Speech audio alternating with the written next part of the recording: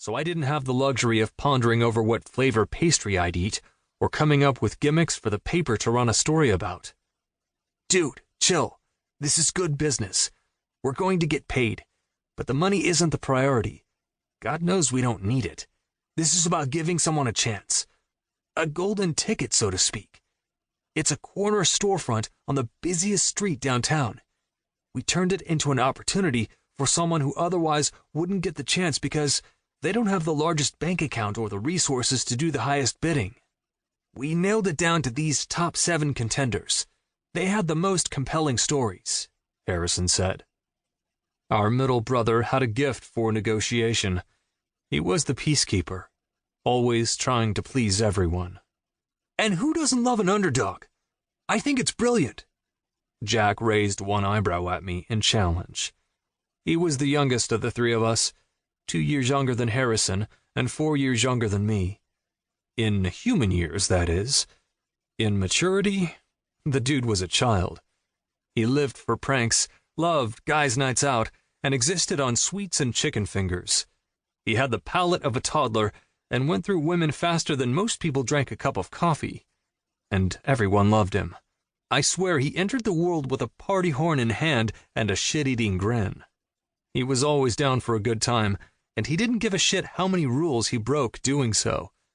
Nothing bothered him. In life, there was no one I'd rather have beside me. At work, not so much. I dragged a hand over my face. We owned the building, which happened to be the hottest real estate in the city. We didn't need contests or gimmicks. The location sold itself.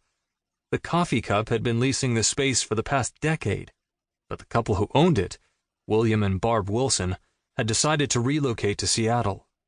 I wasn't happy about it. I wasn't a huge fan of change, and I liked my routine of grabbing a coffee on my way up to the office every morning. I was an early riser, got my workout in before most people woke up, and was always the first to arrive at the office. Now I'd have to find a new place to get my morning caffeine. You're joking. Because everyone wants to lease this space. You understand that, right? We could get top dollar.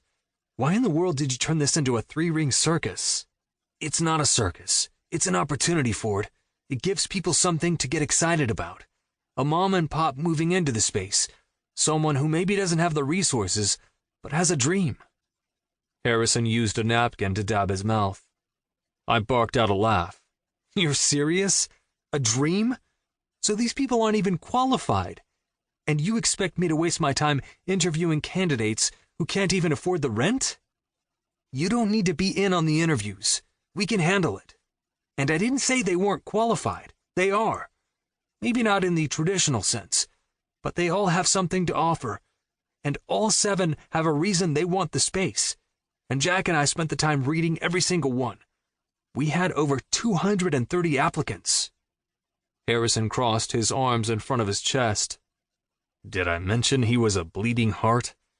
The dude had been on more mission trips than I could count. He was all about giving back, and I'd always admired that about him. Until he came on at Montgomery Media, and we saw our bottom line drop. I shook my head. Not a chance in hell I'm letting you 2 run these interviews.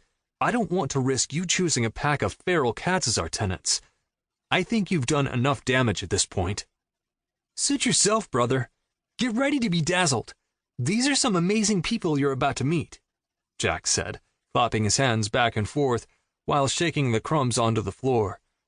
I pinched the bridge of my nose and closed my eyes.